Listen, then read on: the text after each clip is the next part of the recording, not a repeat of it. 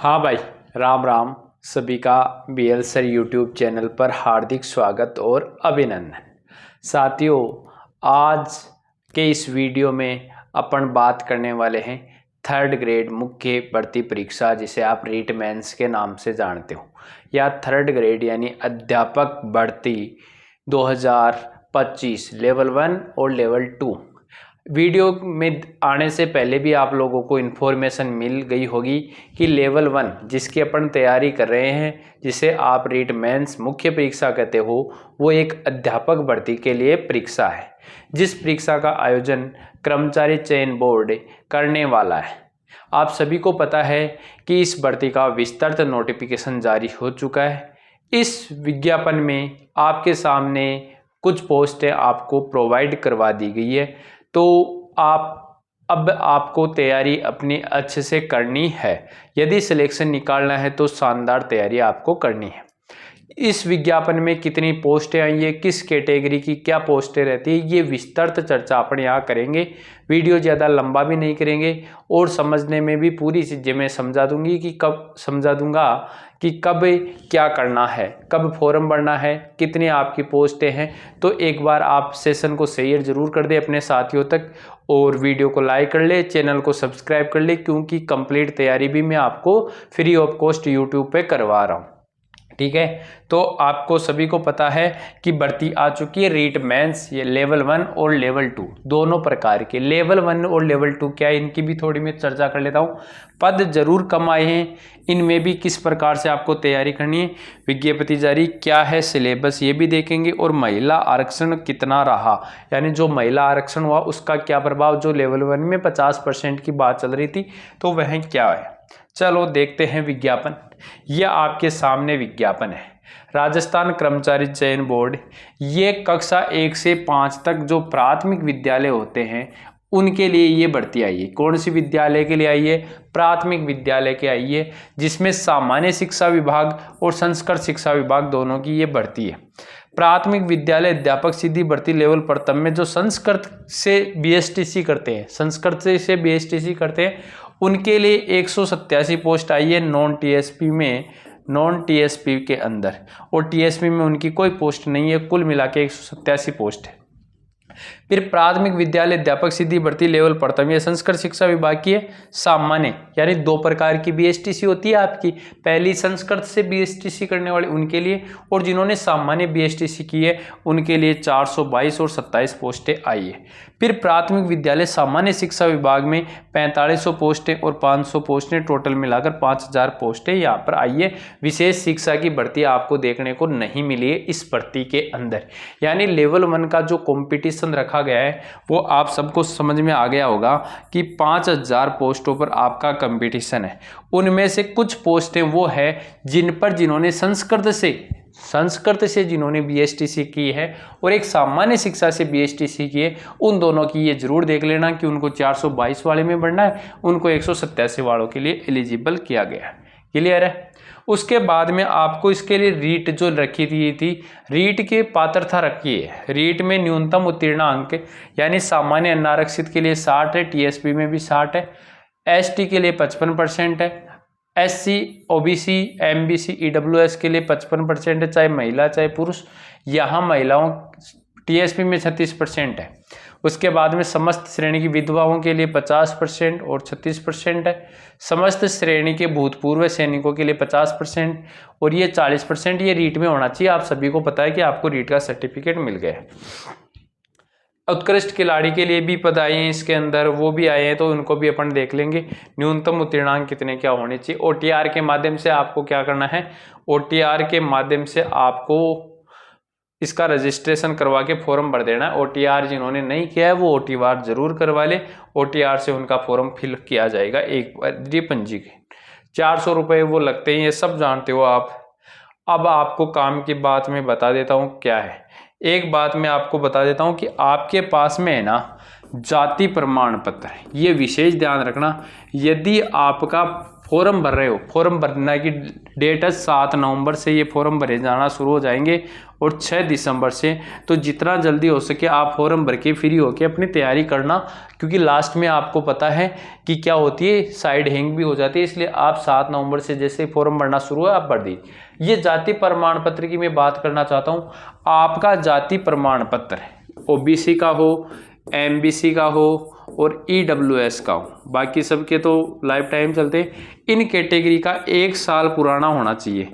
1 साल पुराने का मतलब आपका 6 दिसंबर 2024 के बाद का बना हुआ होना चाहिए। कब का होना चाहिए? 6 दिसंबर 2024 के बाद का बना होना चाहिए, या फिर 6 दिसंबर 2022 के बाद का बना हुआ है तो आपको शपथ पत्र लगानी पड़ेगी। ध्यान रखना इस चीज़ का, ठीक है। ये विशेष बात याद रख लेना। इससे पुराना है तो नया जाति प्रमाण पत्र बना लेना। सामाजिक ट्रेबल 1%, नेत्रहीन 1%, ये अनुसूचित क्षेत्र के लिए निर्देश। वेतनमान विशेष आपको बता देता हूँ, ये L10 की वैकेंसी है, लेवल 10 की वैकेंसी है। 3600 ग्रेड पे की बहुत शानदार वैकेंसी है।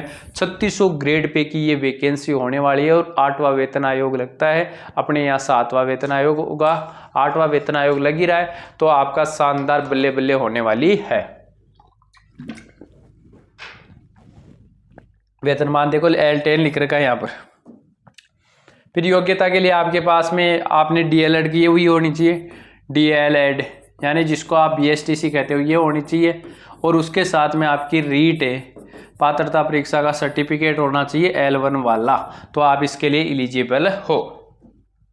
उसके साथ में ध्यान रखना, हाँ वो तो अलग है, फिर ये कोई बात काम की है। अब अपन देख लेते हैं सिलेबस की कि क्या सिलेबस दिया है इन्होंने। प्रवेश पत्र वो आते रहेंगे, विवाह पंजीयन होना चाहिए। ये सिलेबस है। सिलेबस में देखो आपको रखा गया है कि परीक्षा 300 अंकों की होगी। परीक्षा कितने अंकों की होगी?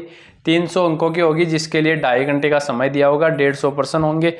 ये सिलेबस जो पिछले वाला है ना, वो कॉपी पेस्ट किया गया है। राजस्थान का भूगोल है, भूगोल के ये टॉपिक है। इतिहास संस्कृति है, राजस्थानी भाषावाड़ी है, शैक्षिक परिदृश्य। ये शैक्षिक परिदृश्य मैंने पूरा अपने YouTube चैनल पर करवा दिया है भाई। YouTube चैनल पर शानदार शॉर्ट नोट्स के माध्यम से करवा दिया है। ये वीडियो देख लोगे तो ये वाला पोर्शन मैंने अभी तक कंप्लीट करवा दिया है अच्छे से। फिर आपके हिंदी आ जाएगा 10 अंक की 5 क्वेश्चन, 5 क्वेश्चन इंग्लिश के आ जाएंगे, 5 गणित के आ जाएंगे।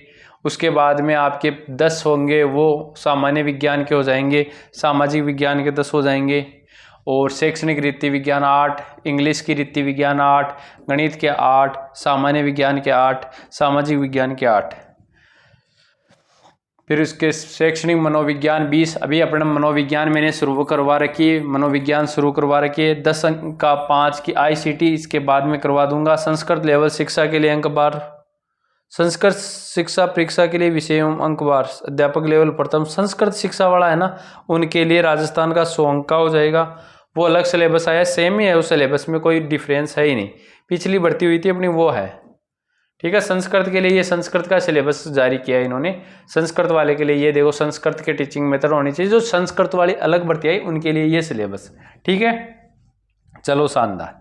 ये थी लेवल 1।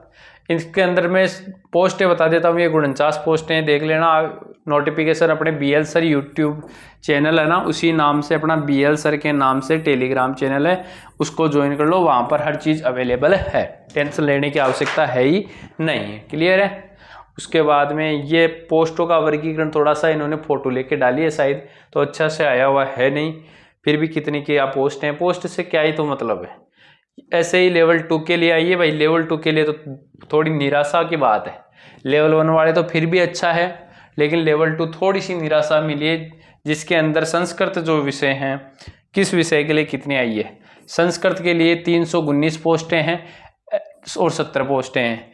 लेवल हिंदी विषय के लिए 156 पोस्टें हैं। संस्कृत शिक्षा विभाग की आई है, ये सामान्य शिक्षा विभाग की भर्ती ही आई ही नहीं है। उच्च प्राथमिक विद्यालय के लिए कितने आई है? 202। किसके लिए? अंग्रेजी के लिए। और सामाजिक विज्ञान के लिए आई है 272, और उच्च प्राथमिक के लिए आई है 970 और 73। ये थोड़ी साइंस वालों के लिए फिर भी ठीक पोस्टें हैं ये, बाकी सब्जेक्ट के लिए अच्छी है, लेकिन आपको देखो तैयारी तो करनी ही पड़ेगी। वो इसके अंदर रखा गया है। अब अपन बात करें इसमें, देखो महिला आरक्षण की कहीं चर्चा नहीं हुई गई है, तो महिला आरक्षण 33% ही रखा गया है। महिला आरक्षण कितना रखा गया आप लोगों के लिए? 33% ही रखा गया है। मैं एक बार फिर से बता देता हूं कहाँ रखा गया था, ये भूल गए थे अपन। जाति प्रमाण पत्र वाला है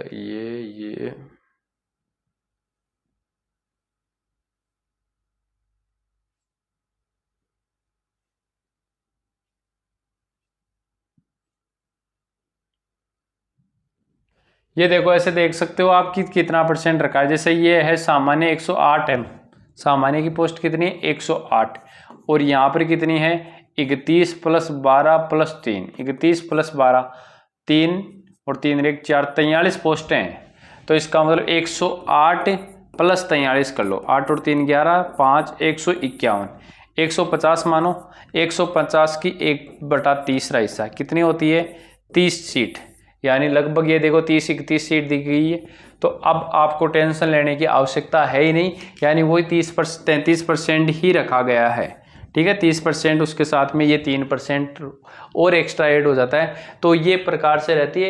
एक सर्विसमैन वाला अलग कोटा कटता है, या आपका जितनी पोस्टें होती है उसके अकॉर्डिंग 12.5% सीटें काट ली जाती है। ठीक है, तो कोई टेंशन लेने की आवश्यकता है नहीं। अब अपन बात करेंगे तैयारी कैसे करनी है। देखो अंत तक मेन मुद्दा है फॉर्म भरने के बाद में तैयारी कैसे करें। सर तैयारी कैसे करें?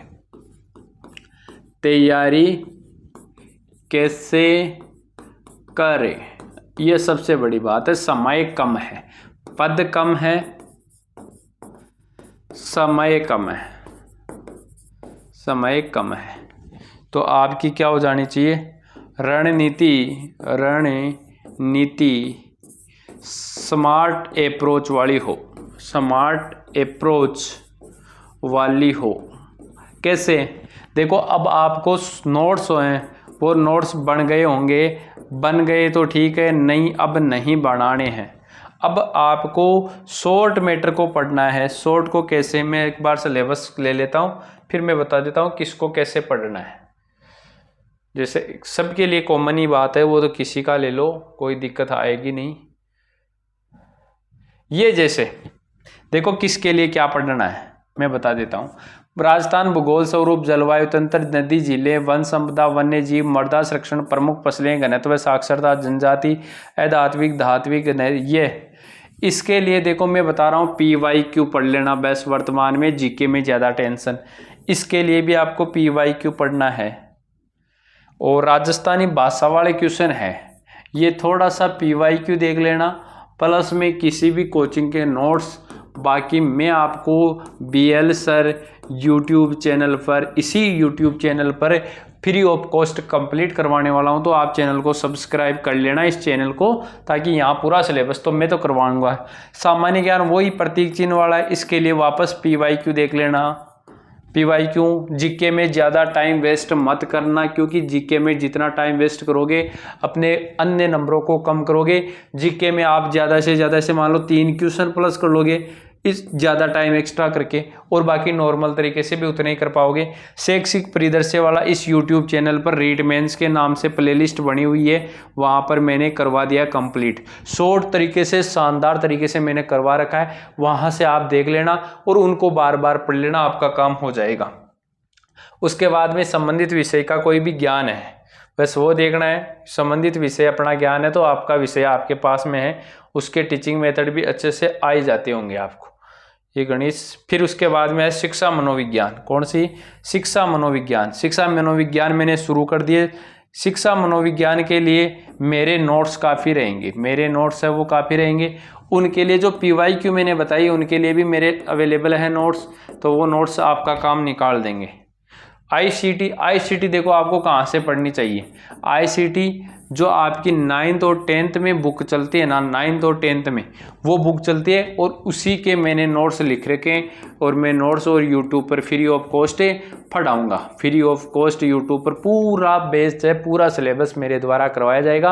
आपको तो कुछ नहीं करना, डेली आपको आधे घंटे से 1 घंटे के बीच में कोई क्लास मिलती है, उस क्लास को आपको देखना है, उसको बार बार रिवीजन करना है। एग्जाम तक मैं आपका पूरा सिलेबस करवाने वाला हूँ। तो वीडियो को लाइक कर लेना, चैनल को सब्सक्राइब सब्सक्राइब जरूर कर लेना, क्योंकि कंटेंट मैं पूरा अवेलेबल करवाऊंगा और क्वेश्चन वहीं से हूबहू पूछने वाला है। शॉर्ट मैटर है, शानदार रिवीजन आपका हो जाएगा। ठीक है, मिलते हैं किसी नेक्स्ट वीडियो में, तब तक के लिए ऑल द बेस्ट। धन्यवाद। वीडियो को शेयर कर देना और चैनल को सब्सक्राइब कर लेना। धन्यवाद।